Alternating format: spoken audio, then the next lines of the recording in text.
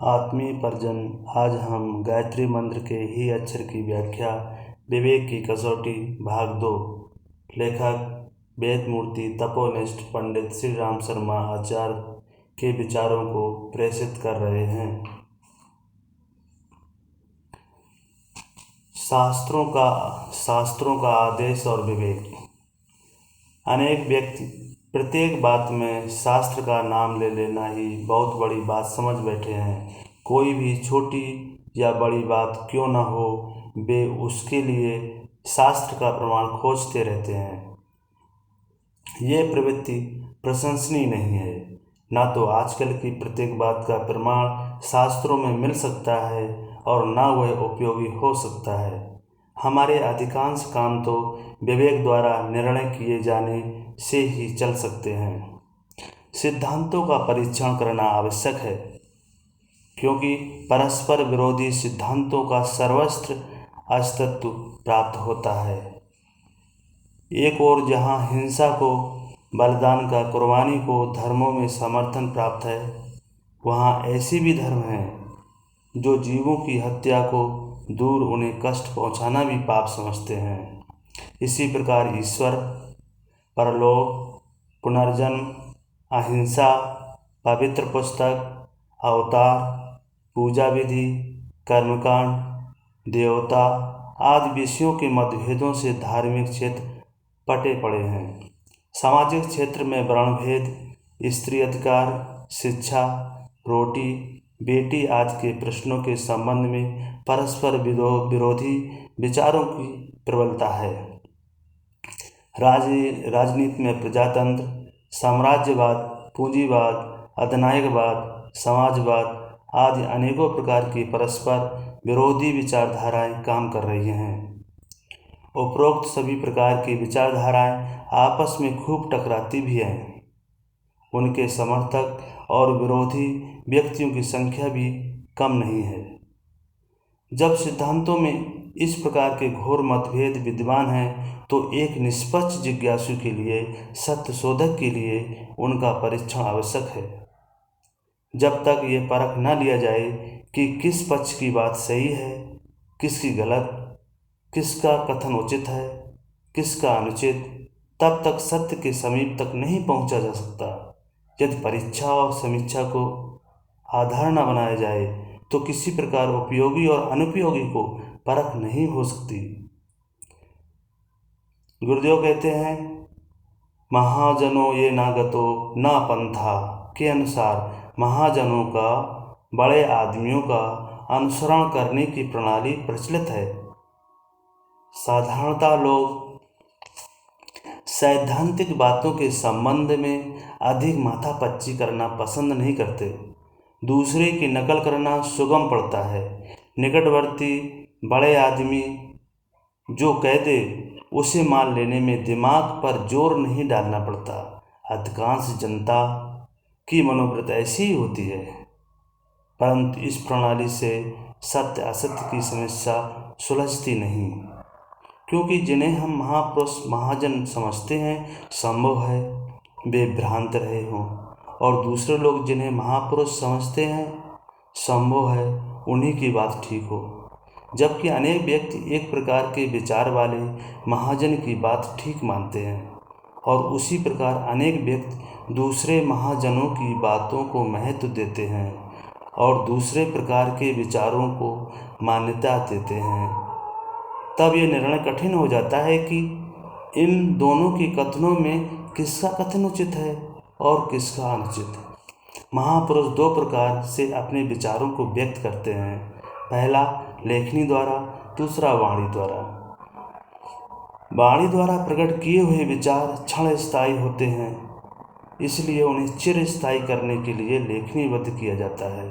विचारों के व्यवस्थित रूप को लेखन, वही ग्रंथ या पुस्तक कहते हैं। जिन ग्रंथों में धार्मिक या आध्यात्मिक विचार लिपिबद्ध होते हैं, उन्हें शास्त्र कहते हैं। शास्त्रों को लोग एक स्वतंत्र सत्ता का रूप देने लगे हैं। जैसे देवता की अपनी एक स्वतंत्र सत्ता समझी जाती है, वैसी शास्त्र भी स्वतंत्र सत्ता बनने लगे हैं, परंतु बात ऐसी नहीं है। वे महाजनों के विचार ही होते हैं। जैसे महाजन भ्रांत हो सकते हैं या होते हैं, वैसे ही शास्त्र भी हो सकते हैं। एक शास्त्र द्वारा दूसरे शास्त्र के अभिमत का खंडन करना यही प्रकट करता है कि एक समान श्रेणी के महाजनों के प्राचीन काल में भी इसी प्रकार मतभेद रहता था। जैसे कि आजकल अनेक समस्याओं के संबंध में हमारे नेता आपसी मतभेद रखते हैं। आज नेताओं के मतभेद से छानकर हम वही बात ग्रहण करते हैं जो हमारी बुद्धि को अधिक उचित और आवश्यक जचती है। किसी नेता के मत से सम्मत न रखते हुए भी उनके प्रति आदर भाव रहता है।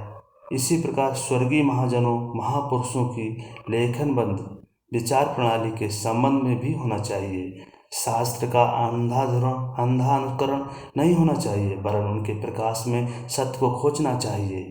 अंधा अनुकरण कोई किया भी नहीं जा सकता, क्योंकि कभी कभी एक ही शास्त्र में दो विरोधी आदर्श मिलते हैं। हमारे शास्त्रों में जीवित प्राणियों को मारकर अग्नि में होम देने का भी विधान है और जीवात्मा पर दया करने का भी। दोनों ही आदेश पवित्र ग्रंथों में, धर्म ग्रंथों में मौजूद है।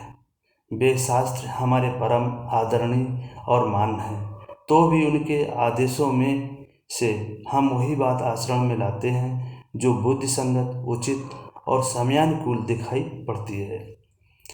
हिंदू धर्म किसी व्यक्ति या उसके लेखनविद विचारों को अत्यधिक महत्व नहीं देता, चाहे वह व्यक्ति कितना ही बड़ा महापुरुष, ऋषि, महात्मा या ईश्वर ही क्यों न रहा हो। हिंदू धर्म में सिद्धांतों की समीक्षा और उसके बुद्धि संगत अंश को ही ग्रहण करने की परिपाटी का समर्थन किया गया है।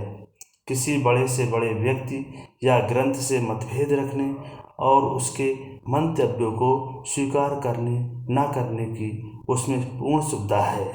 हाँ, किसी की महानता को कम करने की आज्ञा नहीं है। महापुरुषों और पवित्र ग्रंथों का समुचित आदर करते हुए भी उनकी सम्मत में से बुद्धि संगत अंश को ही ग्रहण करने का आदेश है। इसी प्रकार के आधार पर प्राचीन समय में सच्चे जिज्ञासुओं ने सत्य की शोध की है और अब भी वही मार्ग अपनाना होता है। हिंदू धर्म में भगवान बुद्ध को ईश्वर का अवतार माना गया है। 10 अवतारों में उनकी गणना है। इससे अधिक ऊंचा आदर, श्रद्धा, महत्व और क्या हो सकता है। भगवान बुद्ध भी हिंदुओं के लिए वैसे ही पूज्य हैं जैसे अन्य अवतार। उनके महान व्यक्तित्व त्याग, तप, संयम, ज्ञान एवं साधन के आगे सहज ही हर व्यक्ति का मस्तक नत हो जाता है। उनके चरणों पर हृदय के अंतःस्थल से निकली हुई गहरी श्रद्धा के फूल चढ़ाकर हम लोग अपने को धन्य मानते हैं। इतने पर भी भगवान बुद्ध के विचारों का हिंदू धर्म में प्रबल विरोध है। श्री शंकराचार्य ने उनके मत का खंडन करने का प्राण प्रयत्न किया है। बौद्ध विचारों को, उनके संप्रदाय को स्वीकार करने के लिए कोई हिंदू तैयार नहीं है, तो भी उनके व्यक्तित्व में भगवान का दर्शन करता है। बात यह है कि व्यक्तित्व और सिद्धांत दो वस्तु हैं। कोई सिद्धांत इसलिए मान्य नहीं हो सकता कि उसे अमुक पुरुष ने या अमुक ग्रंथ ने प्रकाशित किया है। इसी प्रकार किसी घृणित व्यक्ति द्वारा कहे जाने या प्रतिपादन किए जाने से कोई सिद्धांत अमान्य नहीं ठहरता। यदि कोई चोर ये कहे कि सत्य बोलना उचित है, तो उसे इसलिए अस्वीकार नहीं किया जा सकता कि यह बात चोर ने कही है। चोर का घृणित व्यक्तित्व भिन्न बात है और सत्य बोलने का सिद्धांत अलग चीज है। दोनों को मिला देने से तो बड़ा अनर्थ हो जाएगा। चूंकि चोर ने सत्य बोलने के सिद्धांत का प्रतिपादन किया है, इसलिए यह सिद्धांत अमान्य नहीं ठहराया जा सकता।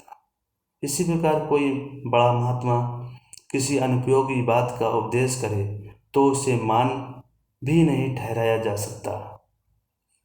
कोई अघोरी साधु अभक्ष्य भक्षण करते हैं, यदि उनकी तपश्चर्या ऊंची होती है तो भी उनके आचरण का कोई अनुसरण नहीं करता। निश्चय ही व्यक्तित्व अलग चीज है और सिद्धांत अलग चीज है। महात्मा कार्ल मार्क्स, एंजेल, लेनिन आदि का चरित्र बड़ा ऊंचा था। वे अपने विषय के उत्कृष्ट विद्वान भी थे। उनके उज्जवल व्यक्तित्व के लिए दुनिया सिर नवाती है, पर उनका अनीश्वरवादी मत मान्य नहीं किया जा सकता। प्राचीन समय में आज की भांति परस्पर विरोधी मत प्रचलित थे।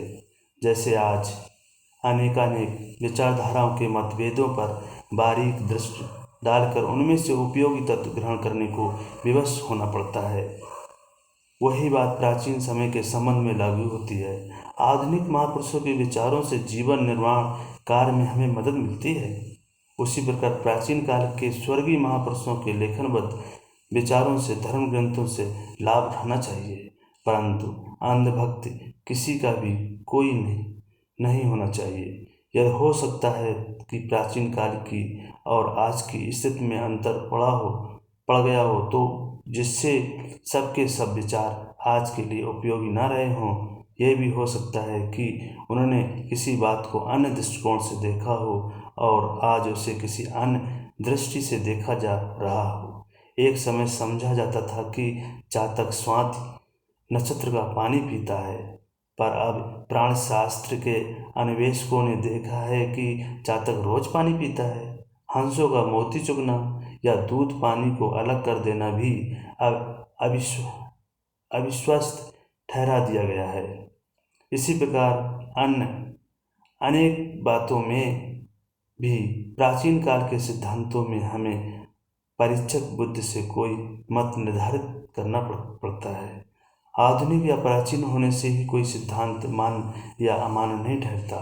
शास्त्रकारों का भी यही मत है कि बालक के भी युक्त वचनों को मान ले, परंतु यदि युक्ति विरुद्ध हो तो ब्रह्मा की बात को तृण के समान त्याग दे। जय गुरुदेव। आज के लिए इतना ही। कल हम विवेक का निर्णय सब पर है।